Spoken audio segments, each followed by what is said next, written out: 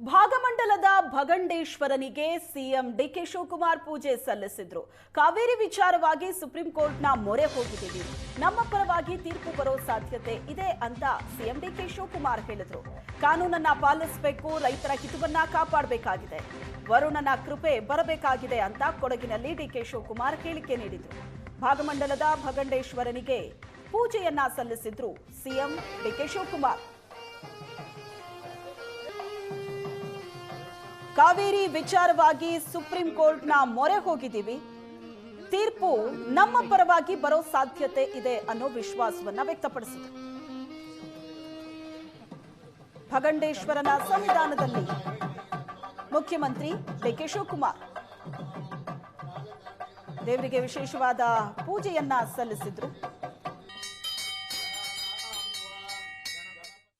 ಇವತ್ತು supreme court ಅವರು ಕೂಡ ನಾನು ಕಾವೇರಿ ಪೂಜೆ ಮಾಡಿದ ಮೇಲೆ ನಂದೇ ಆದಂಥ ಒಂದು ಪ್ರಯತ್ನ, ನಂದೇ ಆದಂಥ ಒಂದು ಸ್ಟ್ರಾಟಜಿ ಇವೆಲ್ಲ ಕೂಡ ಆದಮೇಲೆ ಸುಪ್ರೀಂ ಕೋರ್ಟ್ ಕೂಡ ತಮಿಳುನಾಡಿಗೆ ಯಾವ ಥರದ ಆಗಲಿ ಬೇರೆ ಯಾವುದೇ ಆಗಲಿ ಪಕ್ಕದ ರಾಜ್ಯದವ್ರಿಗೆ ನಮ್ಮ ರಾಜ್ಯದ ಸೀಮಿತವಾಗಿ ಡ್ಯಾಮ್ ಕಟ್ಟಲಿಕ್ಕೆ ಅಭ್ಯಂತರ ಇಲ್ಲ ಅಂತೇಳಿ ಸುಪ್ರೀಂ ಕೋರ್ಟ್ ಹೇಳಿದೆ.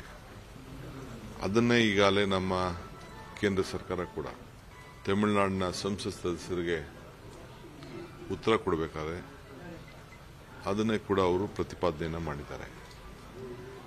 ನಾನು ಖಂಡಿತ ನಮ್ಮ ರಾಜ್ಯದ ಹಿತ, ಅದರಿಂದ ತಮಿಳುನಾಡಿಗೆ ಏನು ನಾವು 177.25 TMC ನೀರು ಕೊಡಬೇಕು ಅದಕ್ಕೂ ಕೂಡ ಆ ಜಜ್ಮೆಂಟಲ್ಲಿ ಬದ್ಧತೆಯನ್ನು ವ್ಯಕ್ತಪಡಿಸಿದ್ದಾರೆ. ನಾವು ಅವ್ರಿಗೆ ಕಷ್ಟಕಾಲದಲ್ಲಿ ಬೇರೆ ಕಾನೂನಿದೆ, ಕಷ್ಟಕಾಲದಲ್ಲಿ ಬರಗಾಲ ಬಂದಂಥ ಸಂದರ್ಭದಲ್ಲಿ ಅದಕ್ಕೊಂದು ನಿಯಮ ಇದೆ. ಈಗಾಗಲೇ ವಾಟರ್ ಮ್ಯಾನೇಜ್ಮೆಂಟ್ ಅಥಾರಿಟಿ ಏನಿದೆ ಅವರು ಕೂಡ ನಮಗೆ ಕೆಲವು ಮಾರ್ಗದರ್ಶನವನ್ನು ಕೊಟ್ಟಿದ್ದಾರೆ.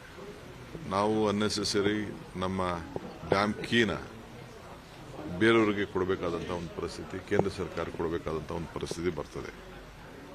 ಅದು ಆಗಬಾರ್ದು. ನಾವೇ ನಮ್ಮ ರೈತರನ್ನು ಬದುಕಿಸಬೇಕು, ಕಾನೂನು ಕಾಪಾಡಬೇಕು.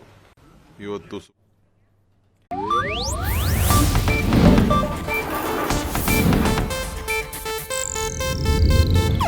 ಇದು ಏಷ್ಯಾನೆಟ್ ನ್ಯೂಸ್ ನೆಟ್ವರ್ಕ್ ಪ್ರಸ್ತುತಿ.